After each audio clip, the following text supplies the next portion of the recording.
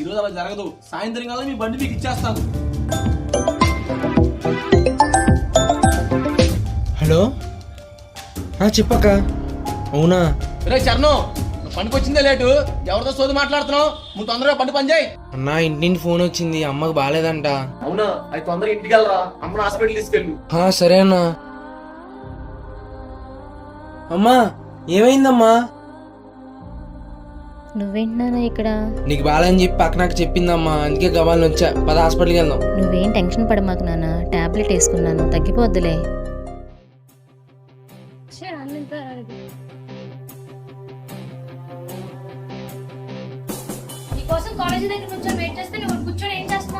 కాదురా చెల్లి, అమ్మకి బాగాలేదంట. పక్క నాకు ఫోన్ చేయగానే గబాలను వచ్చేసారా.